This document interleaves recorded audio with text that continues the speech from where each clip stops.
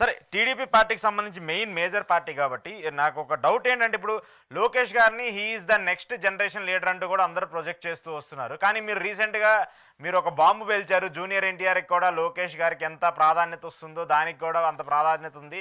ఆయన రాజకీయాల్లో లేనప్పటికీ కూడా ఆయన రావాలని చెప్పేసి కోరుకుంటున్నారని చెప్పేసి ప్రజలు ప్రధానంగా టీడీపీకి సంబంధించిన వాళ్ళందరూ కూడా మాట్లాడుతున్నారని చెప్పేసి ఎందుకు ఈ చర్చ జరుగుతుంది? ప్రజల్లో నిజంగానే అలాంటి చర్చ ఉందా? ఎందుకంటే ఆయన ఎప్పుడు కూడా దాదాపు 2009 తర్వాత ఎక్కడా కూడా ఎన్నికలకు సంబంధించి రాజకీయాలకు సంబంధించి ఎక్కడా ఇన్వాల్వ్మెంట్ లేదు.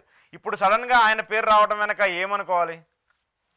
నేను చెప్పిన దాన్ని కొన్ని కొన్ని మీడియా ఛానల్స్ ఎక్కువ హైప్ కోట్ చేసినచ్చు, థంబ్నెయిల్స్ పెట్టినచ్చు. క్లారిటీగా ఇంకోసారి రివైజ్ చేస్తాను మళ్ళీ. అది but that doesn't mean that నేను తప్పు చేయడం ఎక్కువ చేయడం కాదు. బట్ పాయింట్ నేను ఇప్పుడు డేటా మాట్లాడుతుంది కదా, డేటా మీద చెప్తాను. డెఫినెట్లీ మనకు కూటమిని ఎవరు లీడ్ చేయాలి అన్న ప్రశ్న చంద్రబాబు నాయుడు కాకుండా అయితే ఎవరికి ఇస్తారు అన్నప్పుడు టీడీపీ నుంచి 44% మంది లోకేష్ గారికి ఇచ్చారు. అలాగే టీడీపీ నుంచి 39-40% మంది పవన్ కళ్యాణ్ గారికి ఇచ్చారు.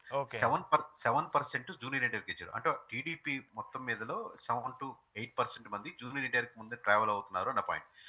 జనాలు ఈ 44% మర్చిపోయారు, 39% అసలు జూనియర్ ఎన్టీఆర్ ప్రస్తావన ఎందుకు వచ్చింది, జూనియర్ ఎందుకు అంటే జూనియర్ అంటే ఆ పేరే ప్రస్తావించడానికి మాట్లాడడానికి అలాగే దానికి ఇంత పర్సంటేజ్ ఉందిరా బాబు అని జనాలు అనేదానికి మేము చెప్తాం. ఇప్పుడు ఆబ్వియస్గా జూనియర్ ఎన్టీఆర్ 99% ఉంది అని అట్లా కాదు కదా.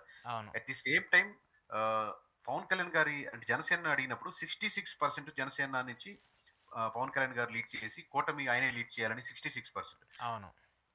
At the same time YSRCP నుంచి అడిగినప్పుడు 22% అక్కడ జూనియర్ ఎన్టీఆర్కి ఇచ్చారు సపోర్ట్. ఓకే ఓకే ఓకే అంటే అర్థమవుతుంది లాజిక్. వైఎస్ఆర్సీపీ వాళ్ళని కూటమిని ఎవరు లీడ్ చేయాలి అని వాళ్ళని అడిగినప్పుడు obviously they have issues with the Pawan Kalyan garu, obviously they have issues with Lokesh garu, they don't have any issues with the junior NTR కాబట్టి మేబీ ఆ పర్సెంటేజ్ ఆయనకి కంపారిటివ్లీ ఎక్కువ పడచ్చు. ఇక్కడ షాకింగ్ ఏంటంటే టీడీపీలో కూడా 7-8% రావడం.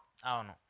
ఎప్పుడు 7-8% రావడం 2000 అరౌండ్ 9 ప్రజారాజ్యం పెట్టిన టైం నుంచి ఇప్పటి వరకు తర్వాత మళ్ళీ స్ట్రైట్ పాలిటిక్స్ లో కమెంట్ చేయడం కానీ మాట్లాడడం కానీ లేకుండా ఇన్ని సంవత్సరాలు ఉన్నప్పుడు 15 ఏళ్ళు గడిచిన తర్వాత కూడా స్టిల్ ఒక 7-8% రిమెంబర్ అంటున్నప్పుడు, ఎందుకంటే 1% ఓట్ బ్యాంకింగ్ కూడా చాలా స్ట్రాంగ్ అండి మామూలు పాలిటిక్స్ లో అటు ఇటు మార్చేది.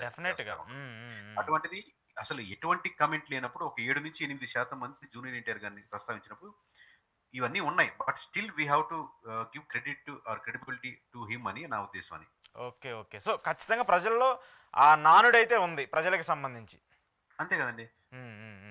సో వాళ్ళు మా నలుగురు వెళ్ళాం, నలుగురు చికెన్ బిర్యానీ ఆర్డర్ ఇచ్చుకున్నాం, ఒకటి మటుకు పెరుగన్నం ఆర్డర్ ఇస్తాడు. మనం అందరం అనుకోవచ్చు ఇక్కడ పెరుగన్నం డిస్కషన్, తనకు అది ఇష్టం అక్కడ. Okay okay